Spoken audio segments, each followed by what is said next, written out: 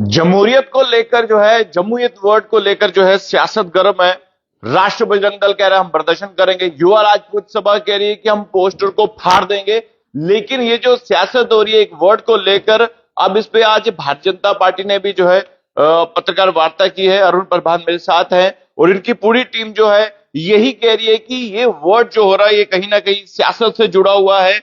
अरुण जी, मैं आपसे जानना चाहता हूं, क्योंकि ये अब मुद्दा बन चुका है, तमाम लोग इसकी आलोचना कर रहे हैं कि आखिरकार क्यों ये वर्ड जो है इस्तेमाल किया जा रहा है, जबकि हमारे इतिहास में तो ऐसा है नहीं।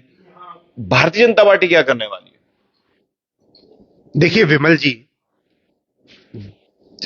संस्कृति और साहित्य का समागम आप कर रहे हैं, बहुत अच्छी बात है, पर उसका ऐसा टाइटल रखना जिसकी ना कोई हिस्टोरिकल रेफरेंस है, जिसका ना कल्चरल रेफरेंस है, जिसको आज तक ना हमने कभी सुना ना कभी पढ़ा, तो ऐसा टाइटल रखने का क्या फायदा है और क्या जरूरत है?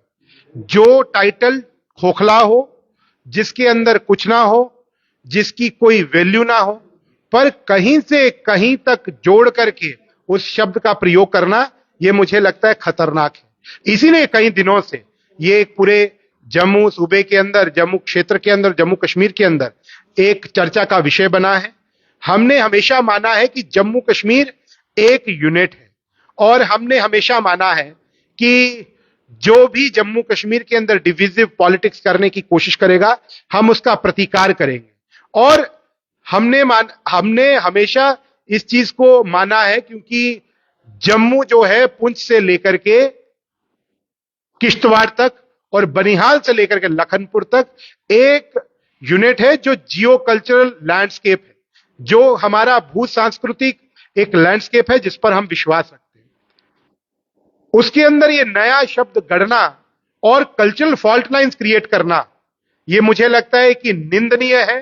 और उसी के खिलाफ आज हमने मुखरता से अपना मत जो है वो स्पष्ट किया है भारतीय जनता पार्टी का, और हम इसको कतई भी ना बर्दाश्त करते और ना इसको एक्सेप्ट करते। तो इसीलिए इस शब्द को वापस लेना होगा।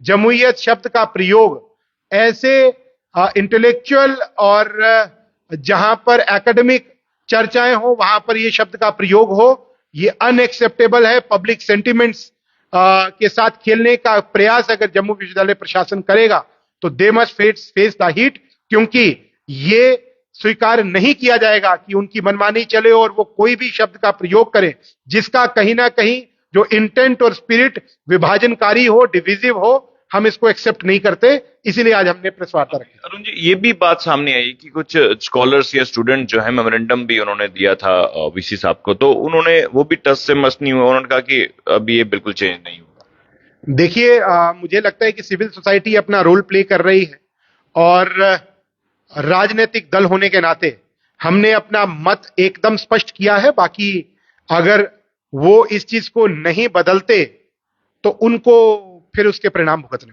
क्या हो सकते हैं परिणाम भारतीय जनता पार्टी की तरफ से? क्या परिणाम भुगतने पड़ेंगे, वो समय पर बताएंगे। अभी ये इवेंट होने जा रहा है, एक ही दिन बचा है, 13 को है ये इवेंट। तो जो ये चीजें हो रही हैं, जो जम्मू के लोग मांग कर रहे हैं, चाहे वो कोई भी ऑर्गेनाइजेशन है, वो सब की सब खफा है। तो क्या लग रहा है कि जम्मू को एक होकर एक ही आवाज बुलंद करके जो चीजें डिस्क्रिमिनेशन हो रही हैं, जो बीते 70 सालों से हो रही है, चाहे किसी भी फेज में हो, चाहे नौकरियों को लेकर हो, चाहे अब ये नाम की सियासत शुरू हो जाए, एक और नाम सामने आ रहा है पीर पंजाल का। तो ये जम्मू सूबा, कश्मीर सूबा, अब एक और सूबे की जो है मांग, जो है घाटी के नेता अपना प्रोपोगंडा चला रहे हैं, इसको किस तरह से देखते हैं? देखिए विमल जी, अगर हम इसकी गहराई में जाएंगे, अगर रेंजेस के आधार पर ही हमको डिवीजन करनी है, तो कश्मीर घाटी का शोपियन, अनंतनाग और कुलगाम ये पीर पंजाल में आता है, जबकि जंस्कार रेंज जो है सोनमर्ग और कारगिल को काटती है, गांदरबल जिले को काटती है। कुपवाड़ा में जो टंगमर्ग और त्रेगाम को, वो टंगमर्ग का पास काटता है, टंगधार का जो रेंज है वो काटती है। तो अगर इस हिसाब से तो 3 क्षेत्र तो कश्मीर घाटी में भी है, और कश्मीर घाटी फिर 3 जिलों का घाटी बन गई। और अगर वैलीज के शेप में जाएंगे तो लोलाब वैली भी है, वहां पर गुरेज वैली भी है, तो ऐसे कई वैलीज हैं। तो इसमें तो अगर उस आधार को लेंगे तो कश्मीर भी छिन्न विच्छिन्न, कश्मीर भी फ्रेगमेंटेड है। कश्मीर के अंदर एक रूपता कहां है साहब? कल्चरल आइडेंटिटी की बात करेंगे तो वहां पर भी शीना कम्युनिटी अलग रहती है, पर हम उस पर ना जाते हुए जम्मू की अपनी एक आइडेंटिटी है। पुंछ से लेकर के किश्तवाड़ तक, बनिहाल से लेकर के लखनपुर तक जम्मू एक है, जियो कल्चरल लैंडस्केप है, जम्मू कश्मीर एक यूनिट है।